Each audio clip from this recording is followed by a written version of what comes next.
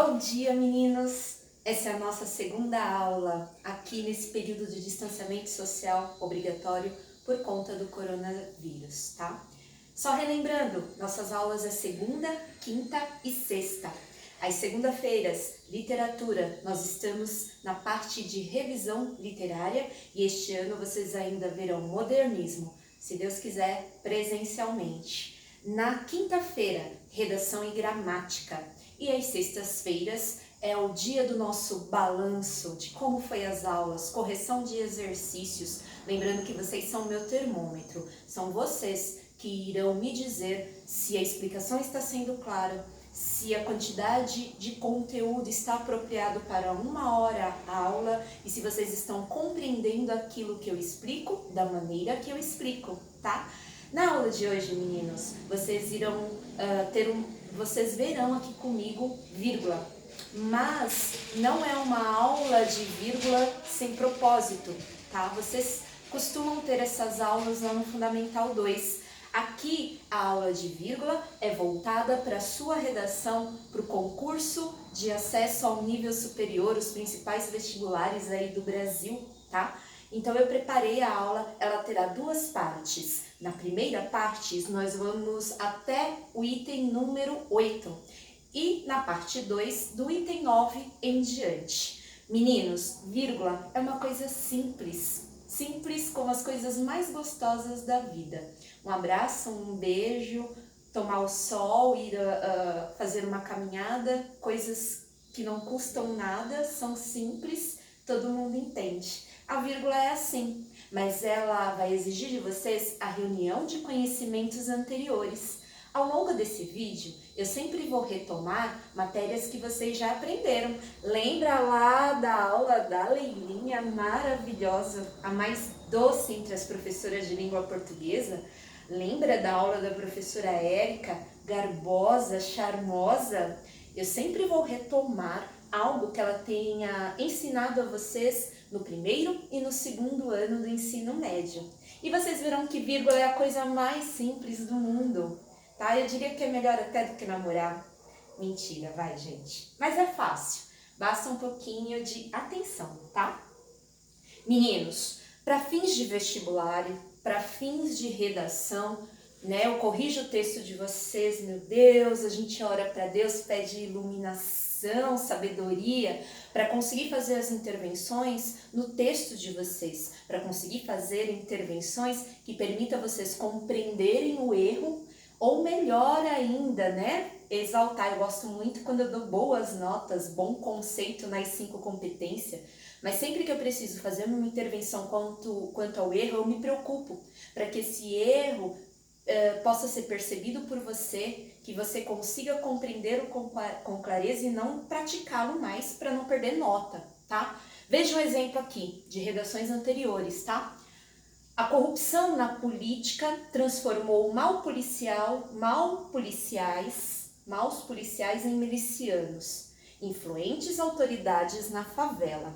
Esse mesmo trecho de redação, com a alteração da vírgula aqui no adjetivo influentes, muda totalmente o sentido do que esse menino quis dizer para mim. Olha só, a corrupção na polícia transformou maus policiais em milicianos influentes, autoridades na favela. Meninos, é isso que a vírgula faz. Ela altera, ela impõe um efeito de sentido naquilo que você quer dizer. Se você não sabe o que você quer dizer durante sua redação, como é que eu posso compreender? Nem que eu fosse o Dr. Xavier de X-Men para entrar na sua mente. Se você não sabe o que você quer dizer, é preciso saber aquilo que você quer transmitir de informação, criatura. Então, quando eu pego influentes, que é um adjetivo, e coloco depois da vírgula, eu mudo a referência. Quem são os influentes aqui? São as autoridades. Autoridades influentes, influentes autoridades. Então a polícia transformou os maus policiais em milicianos e agora eles são influentes na favela. É isso que eu compreendo, é isso que você também deve ter compreendido. E no segundo exemplo, na mesma redação, A corrupção na polícia transformou maus policiais em milicianos influentes. Olha como mudou o sentido. Esses milicianos influentes aonde? Eles podem ser influentes dentro da própria polícia corrupta. E agora eles são autoridade na favela. Uma vírgula e alterou todo o sentido do que o meu querido aluno quis transmitir na redação. Nem sei se ele percebeu, não é verdade? É isso, é fundamental. Lembrando que erro de vírgula na redação do Enem é erro primário. A primeira vez a gente perdoa, porque a gente é anjo sem asa na terra. A professora de português é anjo na terra.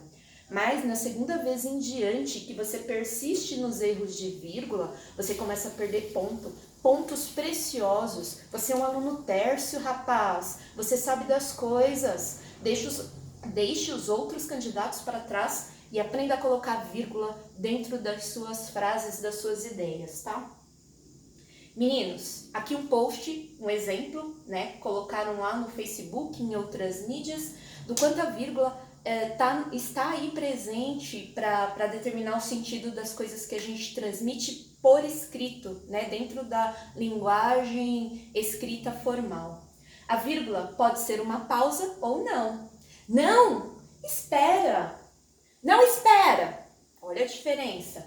Ela pode sumir com seu dinheiro.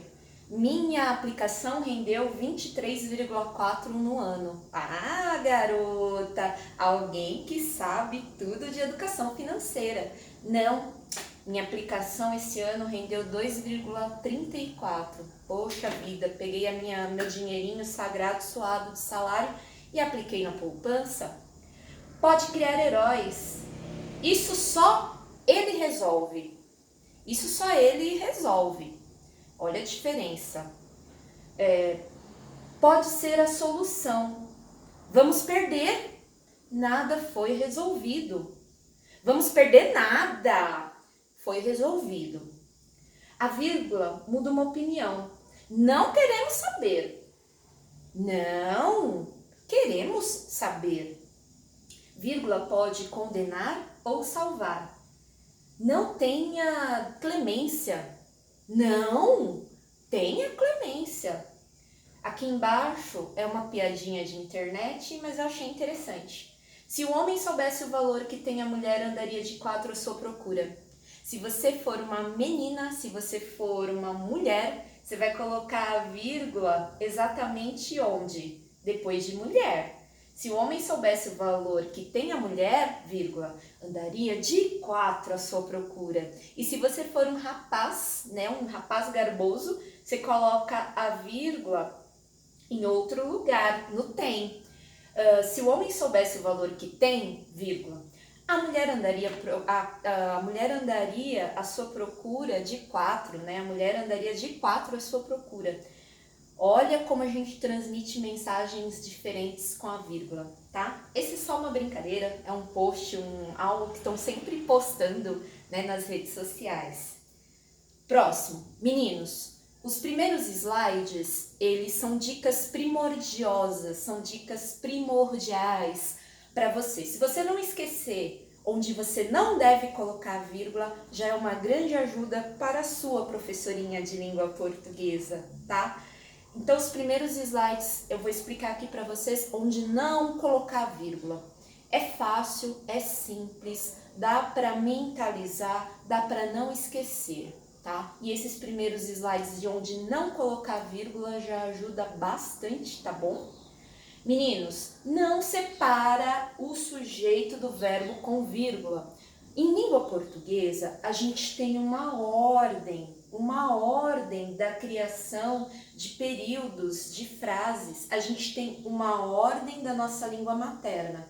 Primeiro um sujeito que pratica uma ação, que é o verbo, e que há consequências, né? Chomsky, um velhinho adorável e muito simpático, tem toda uma teoria sobre a estrutura das várias línguas, né? Hoje ele é um ativista americano muito respeitado e conceituado nos Estados Unidos. Aí vai a dica de leitura de hoje. Procure saber quem é Chomsky, depois eu coloco o nome dele certinho aqui na descrição do vídeo, tá?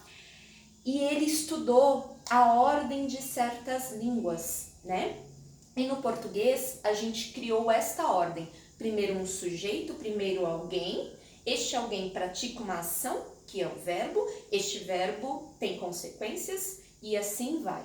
E na oração, toda oração tem verbo. Lembraram disso, tá? Nas orações, o verbo, ele é o núcleo central, né?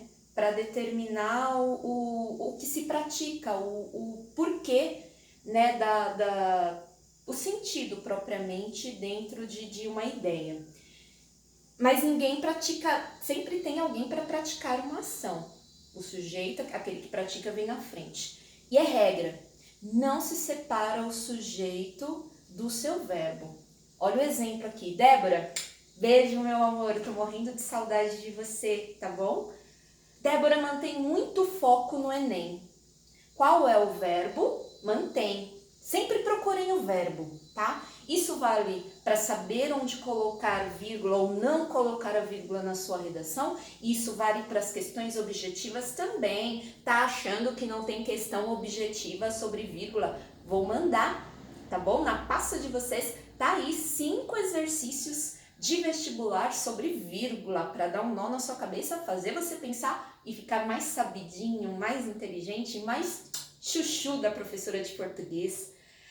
Então, Débora, né, mantém, é o sujeito que pratica a ação de manter muito foco no Enem. Débora e mantém não pode ser colocado entre vírgulas.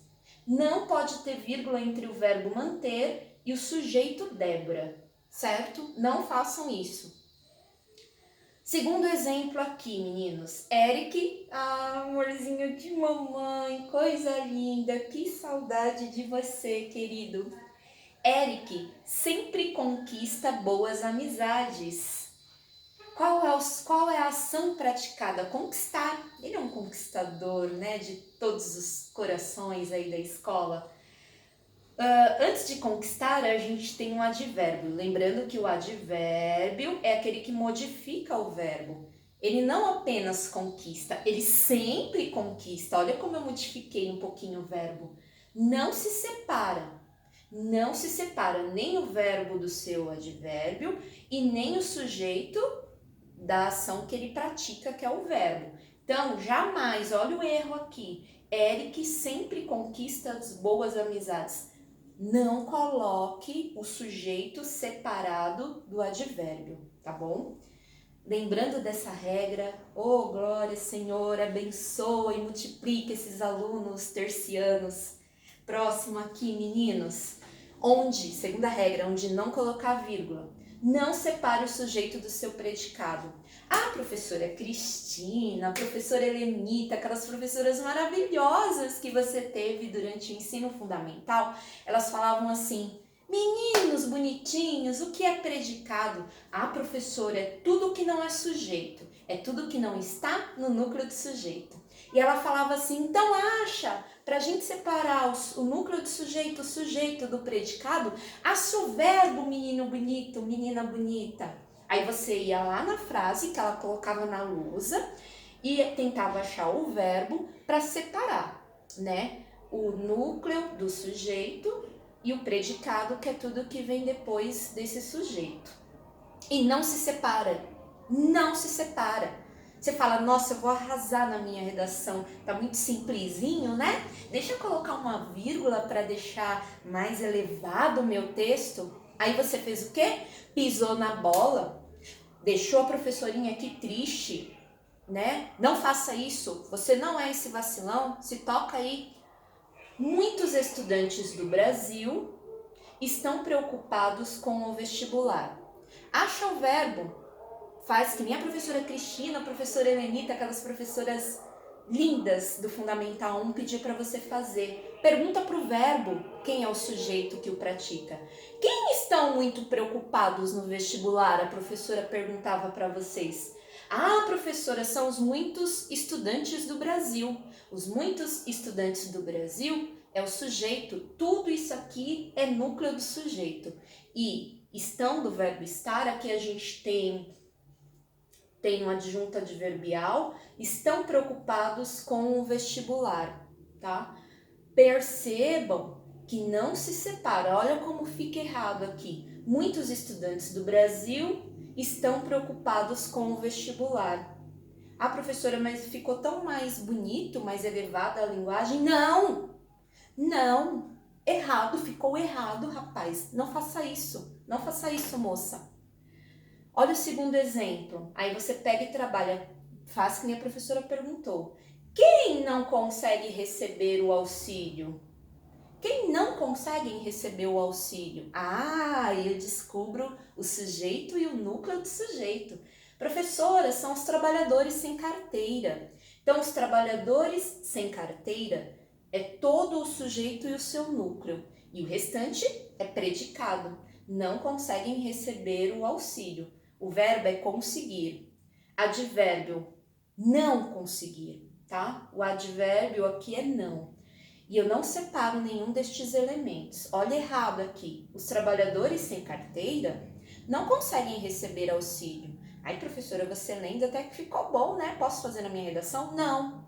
Corte os seus dedinhos antes de desejar fazer isso. E principalmente, se quiser fazer, corta logo o braço. Brincadeira, hein, gente? Você é um aluno inteligente, não vai fazer mais isso e nunca fez. Você é sabido, nunca fez. Tá bom, professora. Isso aí é fácil. Terceiro ponto de onde eu não devo colocar vírgula. Não separe o substantivo do adjunto adnominal. Pelo amor de Deus, professora. Tava tudo indo tão bem, tava tudo ali fluindo. O que é um adjunto adnominal? Agora é a hora que você retoma, sem fazer drama, viu? Porque isso aqui é muito fácil, sem dramas. Só retoma lá o seu caderno dos anos anteriores, dá uma paradinha no vídeo, coloca lá na barra do Google e aí você vai lembrar que adjunto adnominal são aquelas palavras que vêm depois do substantivo e consegue modificar, classificar e determinar esse substantivo, essa palavra que já foi dita anteriormente, tá? Então, adjunto adnominal, olha lá, termo acessório utilizado para atribuir, determinar, modificar, classificar um substantivo, tá? Termo acessório por quê? Porque ele pode vir ou não após o substantivo e ele está agregando características a esse substantivo. Lembrou, né, aluno? Lembrou, né, aluna? Vamos ao exemplo aqui. Laizinha, beijo no seu coração. Lembrei de tanto aluno na hora de fazer esses exemplos, gente. Mas como não há espaço para todos ao longo aí das aulas, eu vou mencionando alguns nomes aqui para servir de exemplos bacana pra gente, tá? Laisa, linda, maravilhosa, deu uma resposta muito inteligente. Ela poderia apenas ter dado uma resposta, mas ela não deu qualquer resposta, ela deu uma resposta inteligente. A palavra inteligente é o adjunto adnominal, é a palavra acessória que consegue modificar o substantivo. O substantivo é resposta, tá? Resposta substantiva, e aí ela recebe uma classificação, uma explicação, resposta inteligente. Não separa-se o seu substantivo do adjunto adnominal, tá? Olha aqui como ficaria errado. Olha, Laisa deu uma resposta inteligente. Não façam isso. Aqui você está ofertando um outro efeito e um efeito errôneo, tá bom? Próximo, meninos bonitos e maravilhosos. Não separe o verbo do seu complemento. Ai, professora, tava tudo indo tão bem. A senhora já falou de adjunto adnominal, agora vem falar de verbo e o seu complemento? Calma. Eu não acabei de dizer que a língua materna, a língua portuguesa do Brasil, ela tem uma ordem, ela nasceu em uma ordem, um sujeito que pratica uma ação e essa ação gera consequências. E eu falei para vocês que quando forem colocar a vírgula, quando tiverem dúvidas, acha o verbo na oração para você separar o sujeito, o núcleo do sujeito, o predicado E é sempre o verbo que vai ser a luz do seu caminho, criatura. Lembra lá nos anos anteriores, quando a professora falou assim, ó, procura o verbo, pergunta para o verbo se ele precisa de um complemento. Lembra do verbo transitivo direto e do verbo transitivo indireto? É quando o verbo pede um complemento, pede uma explicação. Se eu chego aqui e falo, gente, corri. O que você vai perguntar para mim? Professora, tá doida? Correu de quem? Correu para onde? Não faz sentido se eu não acrescentar o complemento ao verbo correr. Gente, corri para não perder o ônibus. Aí vocês, agora fez sentido isso aí que a senhora tá falando. É isso, gente. O verbo que pede um complemento, um objeto direto, um objeto indireto, ele não pode ser separado por vírgula. Olha aqui.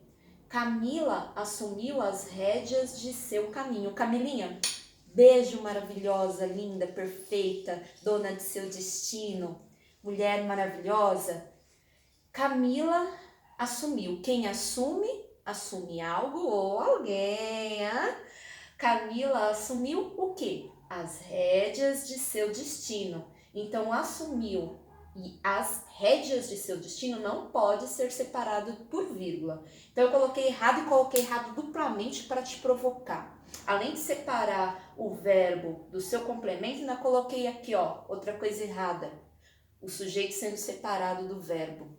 De propósito, só para te provocar, hein?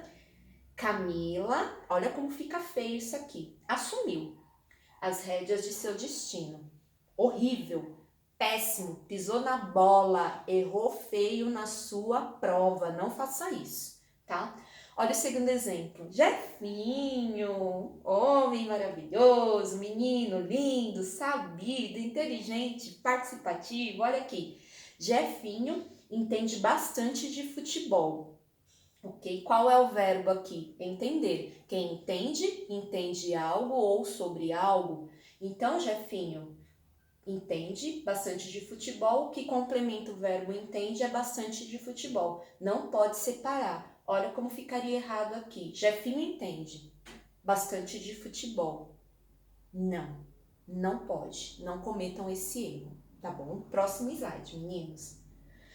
Use, finalmente, glória, Senhor. Aliás, eu tô com as minhas anotações aqui, ó, nem precisei. Lembra que eu também tenho caderno?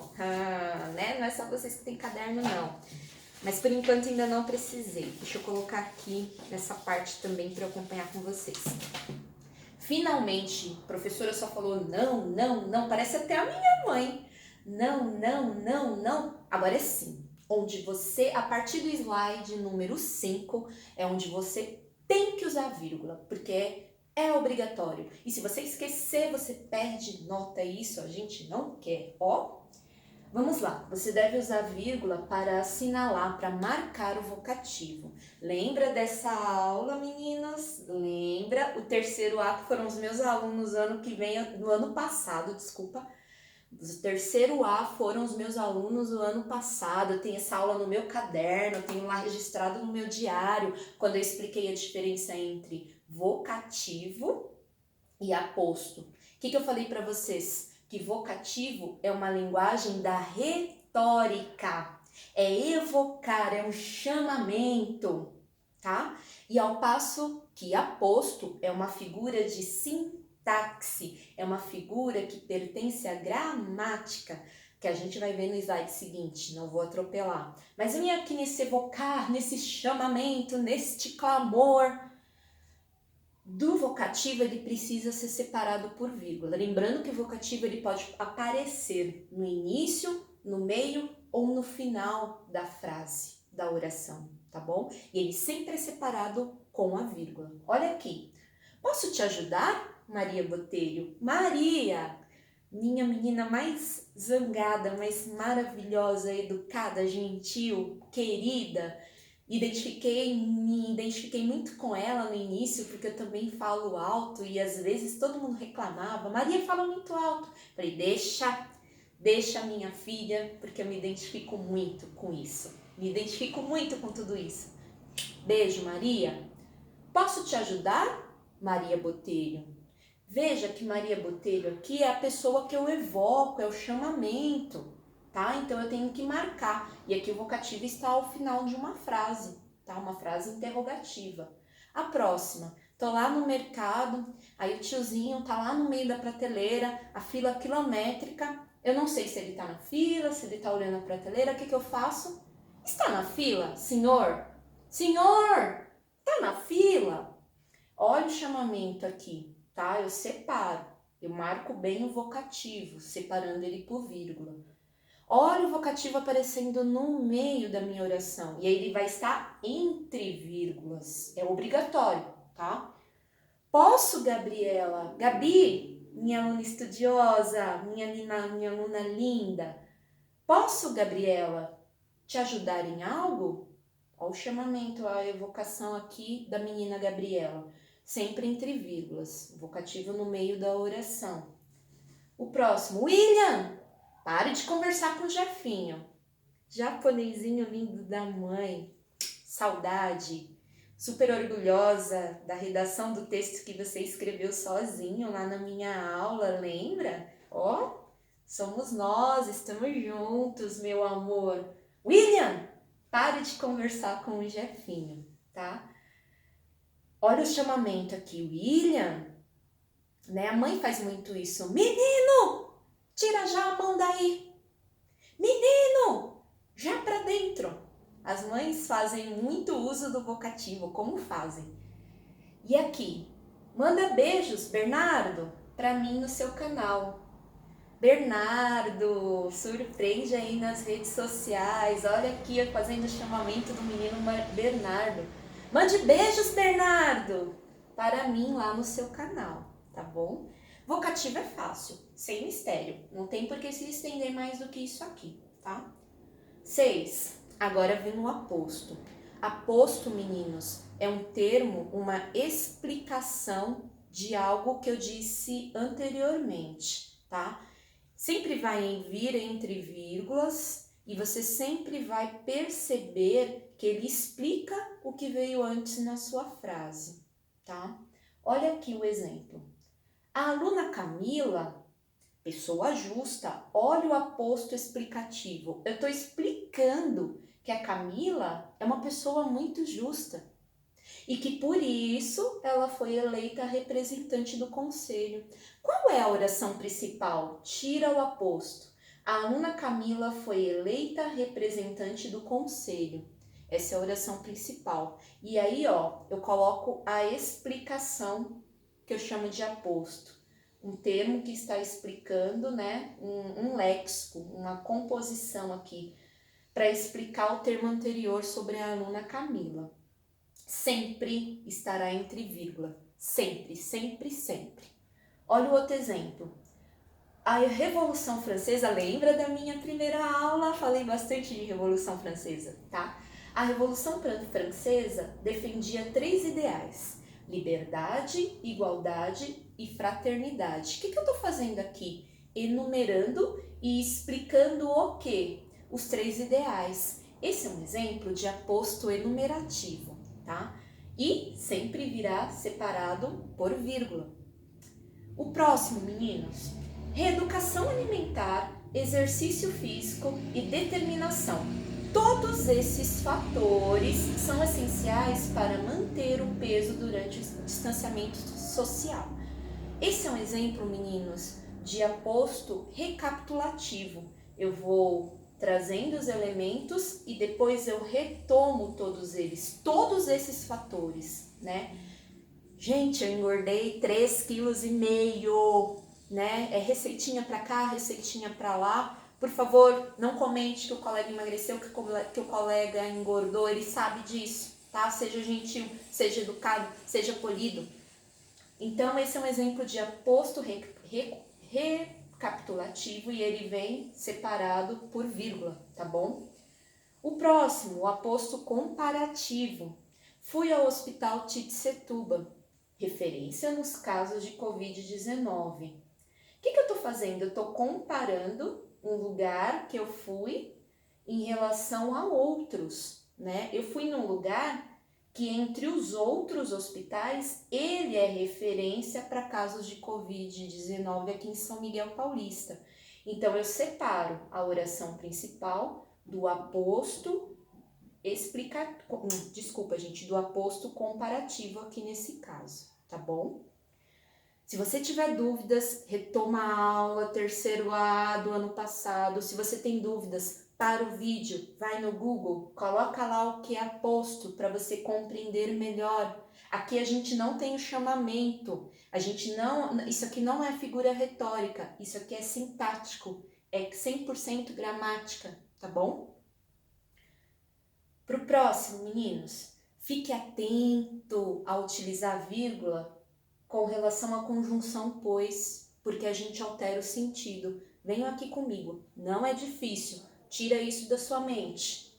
A vírgula antes da palavrinha pois, meninos, ela vai ter o sentido de porquê, tá bom? Então, ó, Leonardo, beijo, Léo. Léo tá preocupado com a redação dele. Calma, menino, vou te torturar muito ainda com isso. Não fica não, Léozinho. Ó, Léo estuda muito. Por quê? Porque ele será delegado federal. Quando eu coloco a vírgula antes do pois, meninos, eu atribuo o sentido de causa, de porquê. E aí eu quero dar um outro efeito de sentido. Aí eu quero colocar a vírgula depois do pois. Lembrando que antes, meninos, ela é obrigatória sempre, tá? Sempre vai ter vírgula antes do pois. Não esqueçam disso. Antes do mais, sempre vai ter vírgula. Agora, e quando eu coloco a vírgula depois dessa palavra pois, professora, eu atribuo mais um sentido ou outro sentido, que é o de conclusão. Portanto, sendo assim, só podemos concluir que, olha aqui, Mateus dança muito bem. Por quê? E só se pode concluir que ele é dançarino profissional. Quando eu coloco a vírgula aqui depois, eu estou atribuindo um sentido de portanto. Sendo assim, conclusivamente então, tem sentidos diferentes. A vírgula antes do depois e a vírgula antes do pois e a vírgula após a palavra pois. Olha o outro exemplo. João sabe ouvir os outros. Porque isso só podemos concluir que será psicólogo. João sabe ouvir os outros, será, pois, psicólogo. Professora, você separou aqui o verbo da frase? Não, onde está o verbo da primeira oração? Ouvir. Aqui tá certinho, ó. João, sujeito, sabe ouvir, né, os outros. Essa é a primeira oração. Eu coloquei vírgula aqui para separar a segunda oração.